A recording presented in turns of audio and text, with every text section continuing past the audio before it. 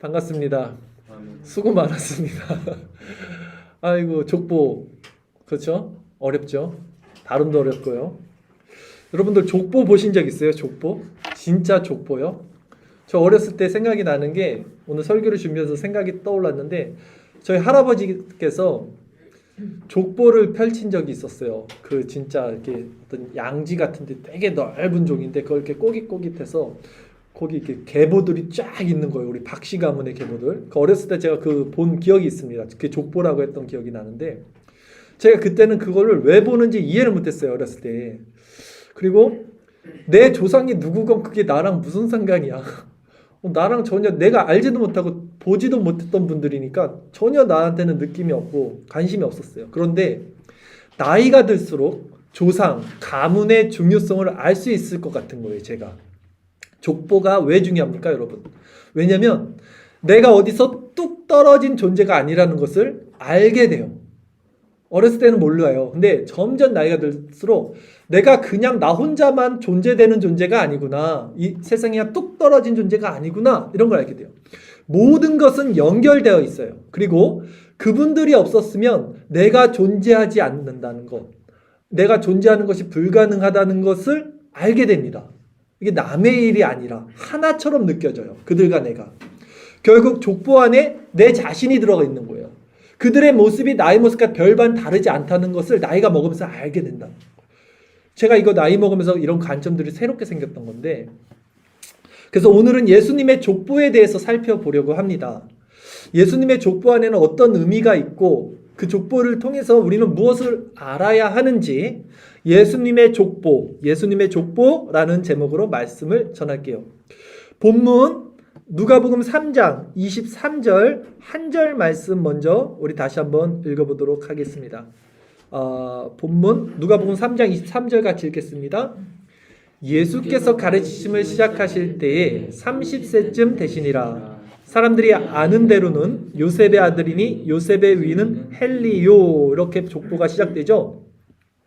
먼저 예수님께서 가르치심을 시작하실 때 나이가 몇 살 됐다 그랬죠? 30쯤 됐습니다. 이 이유가 있어요.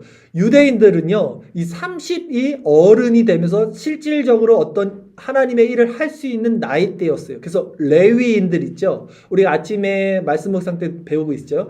레위인이요, 30세부터 50세까지 성막에서 일할 수 있습니다. 가장 장성한 그 나이, 힘도 있고 지혜도 있고 분별력도 있는 그 나이. 그래서 이스라엘 사람들은 30세부터 어떤 일을 줘요. 그래서 사내들인 공회 같은 경우도 30세부터 이제 회원으로 가입할 수 있는 조건이 됐죠. 그런데 예수님이 30살부터 사역을 시작했던 거는 조금 더 구속사적 관점에서 생각해 볼 수 있어요. 뭐냐면 레위인이라는 것은요, 이제 제사장 지파잖아요. 근데 예수님이 대제사장으로 오셨기 때문에 그것을 예표하는 거예요. 레위인이 30부터 사역을 시작했듯이 예수님이 30때부터 이 공생의 사역을 시작하는 것이 대제사장으로 오신 레위 지파의 그 수장이신 예수님을 예표하고 있어요. 또한 다윗왕 아시죠? 다윗왕이 몇 살에 왕이 됐어요? 30살에 왕이 돼요. 30살에 왕이 됐습니다. 그리고 요셉 아시죠? 요셉이 몇 살에 애굽의 총리가 됩니까? 30살에 되는 거예요. 그러니까 이것은 어떤 구속사적 예표가 됩니까? 왕으로 오신 예수님. 다윗 왕이 30에 왕이 됐듯이 예수님도 30에 사역을 시작함으로써 대제사장이시며 또 왕이신 예수님의 구속사적 예표로 우리가 바라볼 수 있게 되는 거예요. 30살에 우리가 많은 변화를 일으켰잖아요. 그렇죠? 저도 30살부터 사역을 시작했어요. 뭐 굳이 제가 뭐 거기 껴맞추려는 건 아니고 그냥 그렇다는 거예요. 그렇죠? 자, 그 이어서 한번 읽어볼게요. 본격적으로 이제 예수님의 족보가 이어지는데요. 와, 이거 다시 한번 읽어볼게요. 우리가 24절부터 38절까지인데요. 좀 빠른 속도로 한번 제가 읽을 테니까 따라와서 한번 읽어봅시다. 같이 읽겠습니다. 그 이는 마따시오, 그 이는 레이요, 그 이는 멜기요, 그 이는 안나요, 그 이는 요셉이요, 그 이는 마따디아요, 그 이는 아모스요, 그 이는 나홈이요, 그 이는 에슬리요, 그 이는 낫게요, 그 이는 마시요, 그 이는 마따디아요, 그 이는 서머니요, 그 이는 요색이요, 그 이는 요다요, 그 이는 요나안요, 그 이는 레사요, 그 이는 수르바벨이요, 그 이는 살디엘이요, 그 이는 네리요, 그 이는 예기요, 그 이는 아띠요, 그 이는 고삼이요, 그 이는 엘마담이요, 그 이는 레요, 그 이는 예수요. 잠깐 여기서 예수는 그 예수 아닙니다. 예수라는 이름이 흔해요. 그 당시에 때는. 그래서 나사렛 예수님이라고 그 고장 이름을 붙인 거예요. 자, 그 다음 이어서 읽겠습니다. 그이는 엘리에서요, 그이는 요림이요, 그이는 마따지요, 그이는 레이요, 그이는 시몬이요, 그이는 유다요, 그이는 요셉이요, 그이는 요남이요, 그이는 엘리야김이요, 그이는 멜리아요, 그이는 맨나요, 그이는 마따디아요, 그이는 라단이요, 그이는 다이시요, 그이는 이세요, 그이는 오벳이요, 그이는 보아스요, 그이는 살몬이요, 그이는 나손이요, 그이는 아다나베요, 그이는 아니요, 그이는 헤스론이요, 그이는 베레스요, 그이는 유다요, 그이는 야곱이요, 그이는 이삭이요, 그이는 아브라함이요, 그이는 데라요, 그이는 나홀이요, 그이는 수르기요, 그이는 르요, 그이는 벨렉이요, 그이는 헤버요, 그이는 살라요, 그이는 가나안이요, 그이는 아사바시요, 그이는 셈이요, 그이는 노아요, 그이는 레멕이요, 그이는 무르셀 그이는 에녹이요, 그이는 야라시요, 그이는 마랄렐레이요, 그이는 가나안이요, 그이는 에노스요, 그이는 셋이요, 그이는 아담이요, 그이는 하나님이십니다. 아이고 이거 힘드네요. 지금 몇 명 읽었는지 아세요? 제가 이거 세봤더니 한 75명, 76명 되더라고요. 족보가. 네. 누가복음에 기술된 예수님의 족보였어요. 예수님의 아버지죠. 친부. 요셉으로부터 시작해서 위로 쭉 올라가서 하나님까지 연결이 되는 형식을 취하고 있습니다. 서신서에서 예수님의 족보를 나타내는 것이 두 군데 있어요. 마태복음과 오늘 읽었던 누가복음에 이렇게 있습니다. 근데 이 마태복음과 누가복음의 족보 기술 형식은 서로 달라요. 어떻게 다르냐면 오늘 읽은 누가복음은요, 우리가 읽었던 대로 예수님의 족보에서 시작하고 그 아버지 요셉으로 나가고 점점 위로 넘어갑니다. 위로 해서 하나님까지 이르는 반면 마태복음은요, 위에서 시작해요. 근데 그 하나님으로부터 시작하는 건 아니고 아브라함과 다윗으로 시작해요. 아브라함으로 시작하죠. 아브라함이 누굴 낳고 식으로 해서 밑으로 내려가서 예수님까지 이어집니다. 이렇게 달라요. 마태복음 1장 1절 2절 16절 이렇게 한번 말씀 구절 한번 읽어볼까요? 마태복음이 어떻게 족보를 기술하고 있는지 같이 읽겠습니다. 아브라함과 다윗의 자손 예수 그리스도의 계보라. 아브라함이 이삭을 낳고 이삭은 야곱을 낳고 야곱은 유다와 그의 형제들을 낳고 야곱은 마리아의 남편 요셉을 낳았으니 마리아에게서 그리스도라 칭하는 예수가 나시니라. 그쵸? 지금 읽은 거랑은 반대의 형식을 취하고 있습니다. 왜 이런 서술 방식의 차이가 있을까요? 마태복음과 누가복음. 왜냐하면 누가는요, 지금 읽었던 누가복음은 이 수신자가 이방인입니다. 헬라인, 이방인이기 때문에요, 이 사람들에게 하나님의 아들이라는 사실에 포인트를 두는 거예요. 예수님이 하나님의 아들이다 라는 것에 포인트를 둬서 설명을 하는 겁니다. 그래서 하나님으로부터 예수님까지 쭉 연결을 시킨 거예요. 이방인들은요, 유대인들의 언약을 몰라요. 그래서 아브라함의 후손, 다윗의 후손 이런 말 해봤자 알아듣질 못해요. 이해를 못해요. 그래서 하나님으로 말하는 거예요. 하나님의 아들이 예수님이다. 이렇게 기록하는 거예요. 그래서 이방인의 족보 기술, 서술 방식이요, 현세 시점에서 조상으로 올라가는 기록 방식을 취하고 있는데 그대로 그런 방식을 취하고 있고요. 그 위를 하나님으로 하여 예수님이 하나님의 아들이라는 사실을 부각시키는 것이. 반면 마태복음은요, 수신자가 누구예요? 유대인들이죠. 그래서 유대인들을 대상으로 마태복음을 썼기 때문에 이스라엘 언약 사상 안에 있는 아브라함, 유대인들의 조상은 아브라함입니다. 우리가 단군이 우리 조상이라고 말하듯이 이스라엘 사람들의 조상은 다 아브라함이에요. 그러니까 아브라함부터 시작을 해서 유대 언약 안에 있는 다윗, 그리고 그 밑으로 내려와서 그 계보에서 예수 그리스도를 이렇게 기록하고 있는 거예요. 따라서 마태는요, 유대인들의 족보 서술 방식은요, 밑에서 아버지로 올라가는 게 아니라 아버지에서 밑으로 내려가는 형식으로 해서 유대인들의 이름들을 보면요, 그 바라는 말이 앞에 많이 써요. 바가 누구누구의 아들이란 뜻이거든요. 그러니까 예수가 아니라 누구누구의 아들 예수, 이런 식으로 탑다운 방식이라 그래요. 네. 족보 형식, 그 사람의 이름을 부를 때 아버지의 아들, 이게 그 사람의 이름인 거예요. 그래서 마태복음은 위에서부터 아브라함부터 시작하고 아브라함이 누굴 낳고 누굴 낳고 누굴 낳고 해서 탑다운식으로 예수님까지 서술한 것이다. 자, 즉 정리하면 누가복음은 이방인들에게 쓴 거고 마태복음은 유대인들에게 쓴 것이기 때문에 쓰여진 족보 기록의 형식이 다른 것이다. 이렇게 이해하시면 됩니다.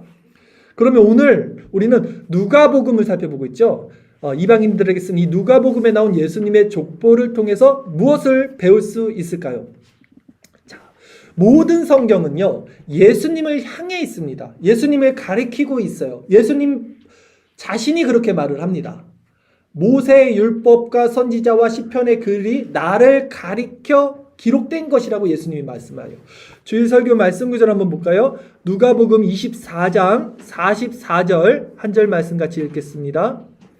또 이르시되 내가 너희와 함께 있을 때에 너에게 말한 바 곧 모세의 율법과 선지자의 글과 시편에 나를 가리켜 기록된 모든 것이 이루어져야 하리라 한 말이 이것이라 하시고. 아멘. 예수님이 하신 말씀이에요. 예수님이 지금 여기서 말하는 모세의 율법, 선지자의 그 시편이 구약 성경 전체입니다. 그렇죠? 나를 가리키라는 거예요. 성경이 나를 가리킨다라고 말했어요. 그러기에 우리는 지금 누가복음에 나와 있는 이 구약 시대에 아담의 족보 안에서도 예수 그리스도를 발견할 수 있죠. 오늘 본문 마지막 두 구절을 우리 한번 다시 읽어볼 텐데요. 누가복음 3장 37절 38절 말씀 한번 두 구절만 다시 한번 읽겠습니다. 시작.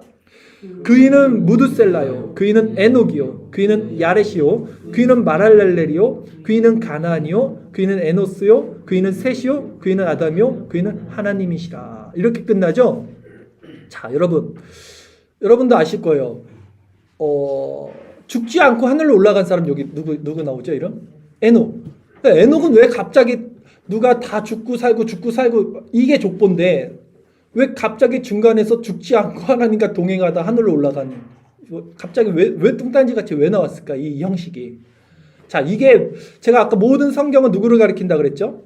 예수님을 가리킨다 그랬잖아요. 이게 어떻게 예수님을 예표하고 있는지 한번 살펴볼게요. 우리가 지금 읽었던 37절, 38절 말씀에 나오는 인물들을 거꾸로 제가 순서를 해보면요. 아담, 그 다음에 셋, 그 다음에 에노스, 그 다음에 가이난, 그 다음에 마할랄레, 그 다음에 야렛, 그 다음에 에녹. 이 순서예요. 그쵸? 이 순서대로 나옵니다. 37, 38절 보시면. 자, 이 인물들의 이름을 한번 살펴볼게요. 우선 아담이라는 이름은요, 사람이라는 뜻입니다. 아다마라고 히브리어로 말해요. 그리고 그것은 흙이라는 뜻을 또 갖고 있어요. 죽은 흙. 그러니까 살아있는 아담이지만 사실은 죽은 흙이죠. 그게 아담이라는 뜻입니다. 사람이라는 뜻이고요. 그리고 아담에게는 두 아들이 있었어요. 누가 있었죠? 가인과 아벨이 있었죠. 근데 아벨이 가인에게 돌로 쳐서 죽임을 당하죠. 그래서 아벨 대신 하나님이 자식을 한 명을 더 주는데 그 자식 이름이 셋이에요. 오늘 이 족보에 나오는 셋. 아담 바로 다음에 그래서 아벨이 나오는 게 아니라 셋이 나오는 거예요. 이 셋의 이름은요, 대체자라는 뜻이에요. 대체자. 대체한 거야. 아벨을 대체한 거야, 지금. 아들을. 네. 이 대체자는 뜻이에요. 이 셋이 누구를 예표할까요?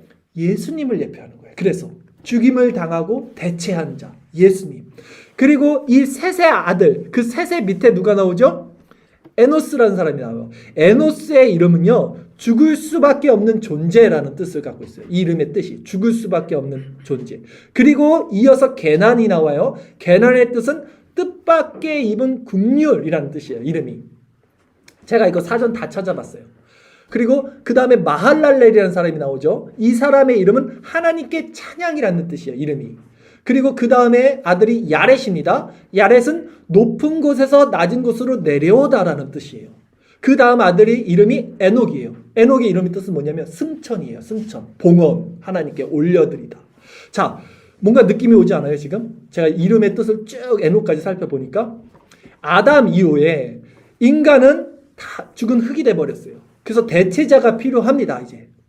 그래서 에녹까지의 이름을 이렇게 연결해보면 사람, 죽은 흙, 이게 아담인데, 그리고 셋이 등장해요. 대체자가 등장해요. 그 다음에 이름들의 뜻을 연결해보면 죽을 수밖에 없는 존재가 뜻밖의 긍휼과 은혜를 입어서 하나님께 찬양을 드려요. 근데 높은 곳에서 낮은 곳으로 내려온 자가 있어요. 그리고 그분은 승천하시는 거예요. 에녹. 즉 이들의 모든 족보의 이름이 예수 그리스도를 나타내고 있다는 거예요. 그래서 에녹이 중간에 갑자기 등장해서 승천해버리는 겁니다. 괜히 승천하는 게 아니에요. 그러니까 모든 성경이 예수 그리스도를 가리키고 있고 모든 역사는 그래서 성경이 뭐라 그럽니까? 주께서 나오니까 그리스도에게서 나오고 그리스도로 행해지고 그리스도로 완성되어 간다 그래요. 로마서 11장 36절 말씀 한번 주일설교 말씀 구절 읽겠습니다. 같이 읽겠습니다. 이는 만물이 주에게서 나오고 주로 말미암고 주에게로 돌아감이라. 그에게 영광이 세세 있을지어다. 아멘.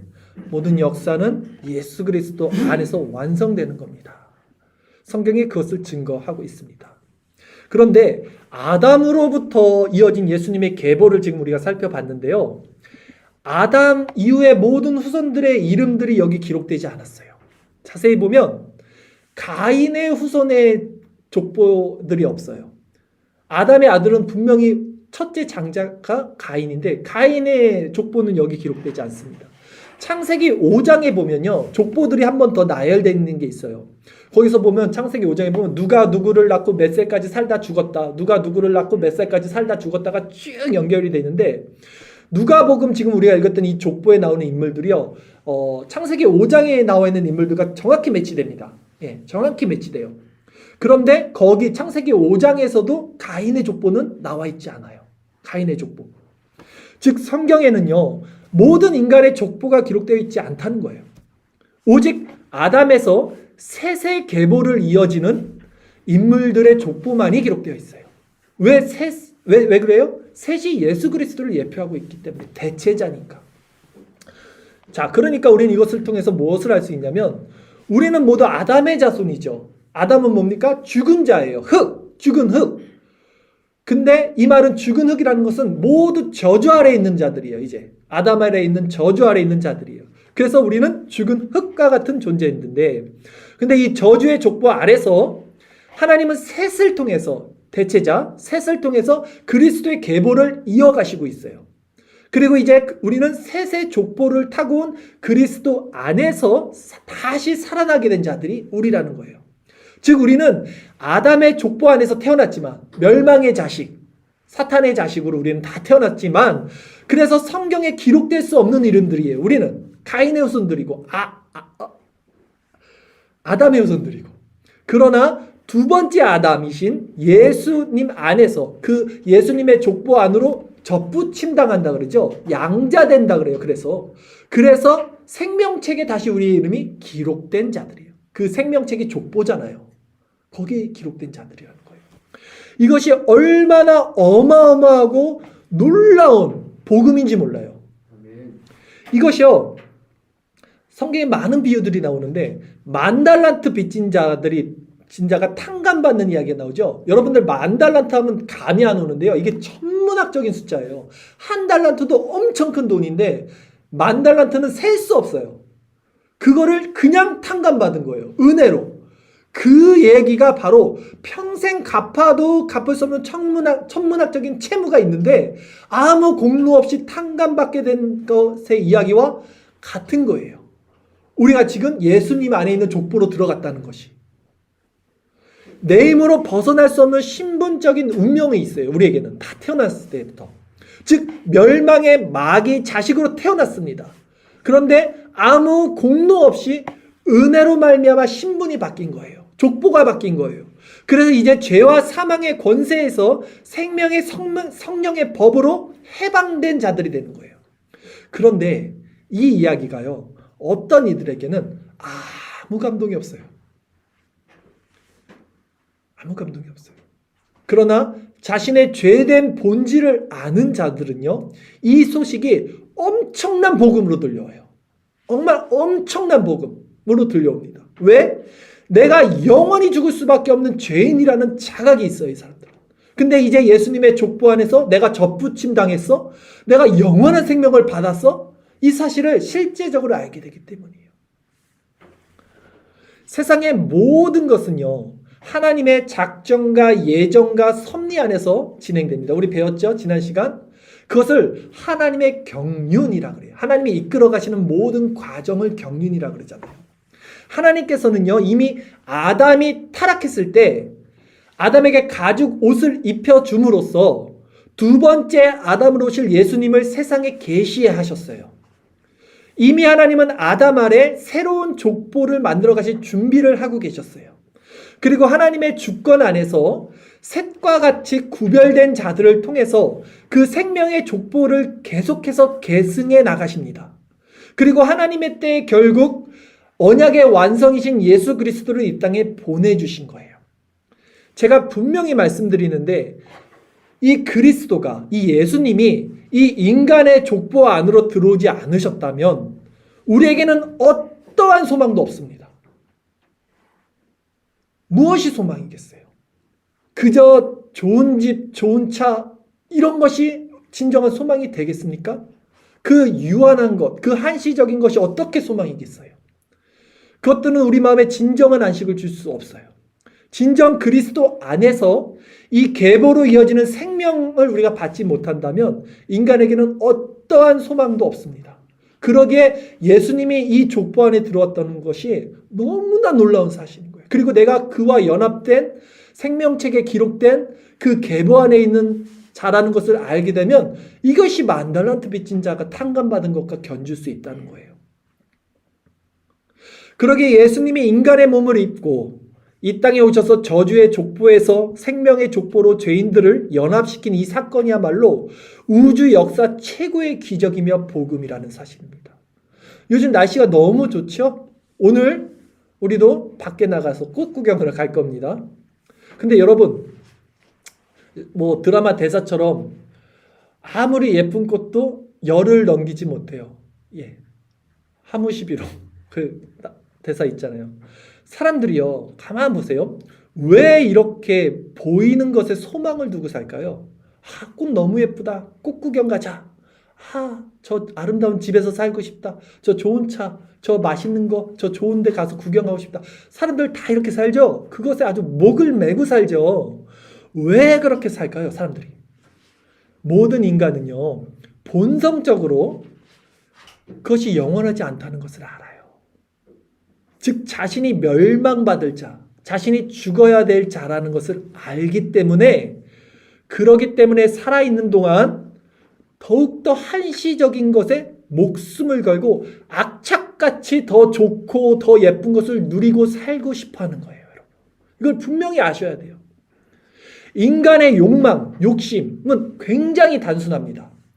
독일의 홀로코스트 아시죠? 유대인 학살했던 것을 홀로코스트라고 그러는데, 홀로코스트 당시에 유대인들을 기차에 다 몰아넣고요, 이제 사형 집행 장소로 끌고 갑니다. 가스실로. 그 기찻가는요, 아주 칠흑 같은 암흑이고요, 그냥 사람이 아니죠. 막 집어넣는 거예요. 우겨 넣는 거예요. 그 기찻가에. 그리고 칙칙폭폭 끌고 가는데, 그때 기록에 의하면 그 기차 안에서 이제 죽음을 맞이하러 가는 유대인들이 무엇을 했는지 아세요? 성관계를 합니다. 인간의 욕망은 굉장히 단순해요. 이제 곧 죽어. 자기가 알아. 근데 그 사람이 추구하는 게 결국 그런 거예요. 결국 인간이 그렇다고요. 죽기 전에 한 번 더 재밌는 거 하자. 아니, 재밌는 거 보자. 맛있는 거 먹자. 그게 인간이라니까요. 호스피스 병원 아시죠? 호스피스 병원을 폄하하는 거 아닙니다. 홀로코스트랑은 다르지만 호스피스 제 사역에 제가 관심이 많아서 이런 것들을 좀 정보를 보면요, 그 죽기 전에 하는 사람들이 가장 원하는 게 뭔지 아세요? 그냥 맛있는 거 먹고 싶은 거예요. 좋아하는 음식. 굉장히 단순한 거예요. 인간의 욕망은요. 그것을 위해서 사는 거예요. 그냥. 얼마나 불쌍하고 비참한 거예요, 인간이. 그게 최고의 가치예요, 인간에게. 고상하지 않아요, 인간은. 왜? 자기가 멸망받을 걸 다 아니까. 죽으면 끝이거든. 죽기 전에 그냥 죽을 걸 아니까 그냥 즐기는 거예요. 쉽게 얘기하면. 예수님은 그런 불쌍한 삶에서 새로운 차원, 전혀 다른 새로운 생명, 이것이 있다는 것을 알려주시러 온 거예요. 그래서 이것을 복음이라고 하는 거라고요. 그래서 그리스도가 진정한 소망이 되신다고요. 그리스도가 이 인간 역사 족보에 들어오지 않으면 어떤 인간에게도 소망이 없습니다. 모든 역사는요, 하나의 이야기예요. 하나의 이야기. 그리고 역사는 타락한 아담으로부터 시작하여 두 번째 아담인 그리스도의 재림으로 완성이 되는 이야기입니다. 우리는 이 하나의 거대한 히스토리, 그의 이야기, 이 역사를 통해서 그리스도 안에 있는 하나님의 사랑을 볼 수 있는 자들이 돼야 돼요. 하나님은 지금도 그리스도 안에서 이 모든 것을 이루고 성취해 가고 계십니다. 그러므로 우리가 해야 할 일은 무엇입니까? 한시적이고 이런 현세적인 것에 단지 그것에 초점을 맞춰서 즐기는 삶이 아니라 하나님의 모든 주권을 우리가 순복하고 어떤 상황 가운데서도 그분의 뜻이 맞게 그분이 기뻐하시는 뜻대로 행하는 것이 가장 고상하고 아름답고 현명한 우리 삶의 본질이라는 거예요. 하나님은 선하십니다. 이게 명제예요, 여러분. 살아가면서 꼭 기억하셔야 돼요. 여러분 삶에 어떤 형편, 어떤 삶, 어떤 고통, 어떤 고난이 있더라도 여러분이 반드시 지키고 마음속에 품고 있어야 할 한 가지 명제는 하나님은 선하시다는 거예요. 그리고 하나님이 선하시다면 내 모든 인생의 발걸음 역시 하나님의 작정과 예정과 섭리 안에 있음을 인정하고 그렇다면 그분의 뜻에 온전히 나를 맡기며 감사하며 살아갈 수 있게 돼요. 그러면 여러분 마음이 어떻게 되냐면 쉴 수 있게 됩니다. 쉴 수 있게 돼요. 예수님 안에서 온유하고 겸손한 마음을 배우라는 것이 그거예요. 그렇게 되면 여러분 안에 어떻게 되는 게냐면 죄와의 연결고리가 끊어져요. 이 아담의 족보의 사슬이 끊어집니다. 이 가인의 족보의 사슬이 끊어집니다. 여러분은 아담의 자손이지만 그리스도의 계보 안으로 접붙임 당한 자들이 이제 되게 됩니다. 여러분, 오늘 본문에 나온 모든 인물들의 공통점이 뭔지 아세요? 에녹 빼고, 에녹은 어차피 예수님을 예표하는 그런 차원에서 기록된 거니까. 오늘 우리가 70여 명의 이름을 읽었죠. 이 사람들의 공통점이 뭐예요? 다 죽은 거예요. 다 죽은 자들이잖아요. 지금 우리 죽은 자의 이름을 읽은 거예요. 지금 여러분, 죽음을 너무 멀리 있다고 생각하지 마세요. 죽음을 나와 상관없는 일로 여기지 마세요. 제가 호스피스 사역한다 사람들이 이런 얘기하면 사람들 반응이 뭔지 아세요? 아, 그런 얘기 나한테 하지 마. 아이, 재수없게 죽는 얘기래. 사람들 안 좋아해요. 죽음 자체를 거부합니다. 피해요. 듣기 싫어요. 죽음이 왜 멀리 있죠, 우리야? 죽음과 삶은 하나예요, 여러분. 착각하고 있는 거예요, 사람들이. 우리는 반드시 하나님 앞에 결산할 때가 옵니다. 왜 이게 남의 얘기처럼 들리죠? 분명히 하나님 앞에 그때 제가 여러분 옆에 서 있지 못해요. 여러분이 하나님 앞에 독대를 합니다. 우리는 우리 조상의 족보 안으로 들어가게 되는 거예요, 그때. 그러기에 우리가 그리스도 안에 있다는 것은요, 우리가 누구에게로 돌아가는지와 연결이 돼요. 내가 그리스도와 연결이 되고 그분과 동행하고 있어야 내가 죽었을 때 그분 안에 족보로 들어가게 되는 거예요. 갈 곳이 있어야 될 거 아닙니까? 정말 여러분 이렇게 신앙생활하고 아무 문제가 없을 것 같으세요? 정말 이렇게 신앙생활하면서 예수 그리스도의 족보 안에 있는 자라고 생각하고 있습니까, 혹시? 도대체 어디로 돌아가시려고 그래요? 삶과 죽음이 하나예요. 우리는 이 마음으로 하나님 앞에서 날마다 살고 죽는 자들이에요. 바울이 말하잖아요. 나는 날마다 죽노라. 매일을 살고 매일을 죽는 거예요. 1일 1생인 거예요. 우리가 사실은 하루살이. 하루를 사는 거예요, 인간은. 내일은 우리 게 아니에요, 자꾸. 성경이 계속 얘기를 하잖아요. 만나의 원리도.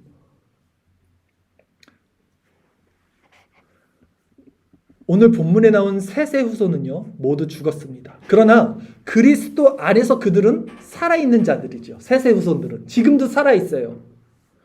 우리는 이 사실을 기억한다면, 그렇다면 우리도 예수님 안에서 살아있는 자들인 거예요. 이제 죽음이 절대로 우리를 덮을 수 없습니다. 왜? 우리는 아담의 계보가 아닌, 가인의 계보가 아닌 그리스도의 계보, 셋의 계보 안에 있는 자들이기 때문이에요. 우리는 그리스도에게 접붙여 그리스도의 생명이 된 자들이기 때문이에요. 우리는 죽어서가 아니라 지금 그 생명으로 살아가는 자들이에요. 이 생명이 지금 우리 안에 있어야 그 신앙이 하나님 나라까지 우리를 인도할 수 있다는 거예요. 죽지 않아요. 인간은 영원 불생이에요. 인간은 누구나 죽지 않아요. 영원한 멸망이냐 영원한 천국이냐지 잠시 잠자는 거지 우리 영혼은 죽지 않습니다. 불멸합니다. 정말 그리스도와 연합된 생명이 우리 안에 있는데 그리스도와 동행하지 않고 살아갈 수 있겠습니까? 정말 그 사실을 내가 믿고 있는데, 내가 그리스도를 믿고 있는데, 그리스도와 연합하고 있는데, 그분과 동행하고 있는데, 인격적 관계로 내적으로 내가 그분과 함께 공유하고 그 다른 차원의 그 신비를, 그 아름다움을, 속성을 내가 공유하고 있는데, 근데 내 이 삶의, 이 현세에서의 삶의 정체성이 바뀌지 않을 수 있겠어요? 예수님의 제자들, 삭개오, 사마리아 여인, 예수님 만난 모든 자들, 그래서 생명을 받은 모든 자들은 삶의 방향성, 모습들이 180도 바뀌어요. 그렇죠? 그들은 다른 정체성을 가지고 이제 세상을 살아가게 돼요. 그런데 오히려 그들보다는 더 신앙생활 잘했던 사람이 있어요. 그들보다는 더 성경 잘하는 사람이 있어요. 부자 간원. 더 열심히, 더 착하게 하나님을 누구보다도 잘 알고 섬겼던. 근데 정작 그는 생명이 바뀌지 않아요. 그는 자신이 누구보다도 하나님을 더 잘 섬기고 있다고 끝까지 생각했을걸요. 그 후로도. 여러분, 나무는요, 열매로 아는 거예요. 여러분의 삶의 방향성, 정체성이 여러분이 누구인지를 그대로 보여주고 있어요, 그냥. 절대로 속이거나 감출 수 없어요. 여러분 자신만 속고 있는 거예요, 스스로에게. 스스로만 속고 있어요. 스스로만. 여러분은 그리스도의 계보 안에 있는 자들이 맞습니까? 당연히 그리스도의 계보 안에 있는 자라고 믿고 싶을 것입니다. 그렇다면 정말 그리스도 안에 있는 계보에 있는 사람들이 맞다면 여러분의 모습이 얼마나 하나님 앞에서 바르지 못한 상태인지를 점검하세요. 그 모습을 점검하는 자가 그리스도 안에 있는 자가 될 것입니다. 나는 하나님 안에 있는 자라고 퉁치고 있는 바리새인들의 모습이 여러분 안에 있다면 여러분이 부자 간원이고 여러분이 그리스도의 안에 있는 계보에 있는 사람들이 아니고 여러분은 그리스도와의 인격적인 관계에 있는 자들이 아닌 거예요. 이 시간에 이 말씀을 통해서 신앙을 점검할 수 있는 마음이 우리 안에 있다면 이것은 열매로 나타나셔요. 여러분 더욱더 그리스도를 묵상하십시오. 날마다 묵상하세요. 그분을 바라보세요. 오늘 자연을 통해서도 하나님의 속성을 바라보세요. 자연을 통해서도 얼마나 아름다워. 그냥 아유 자연 멋있다가 아니라 그 자연을 하나님 만드셔서 우리에게 주신 거잖아요. 하나님의 그 아름다움을 느끼시라고요. 자연을 통해서. 그때 우리 마음이 변화되는 거예요. 그리스도 안에 거하고. 그래서 참되고 신령한 은혜의 빗줄기를 심령에 받으시기를 간구하십시오. 예수님은 절대 그 가난한 심령들은 외면하지 않으세요. 우리가 그리스도를 바라볼 때에 마치 나무에서 수액이 올라와 줄기를 통해 열매를 맺듯이 그리스도 안에 있는 아름다운 성품들이 우리 죽은 심령에 조명하여 비춰질 때 우리 삶의 정체성이 세상과 다르다는 것을 비로소 여러분들도 알게 될 것입니다. 이 하나님의 긍휼한 은혜가 우리 모두에게 있기를 소망합니다. 기도드리겠습니다.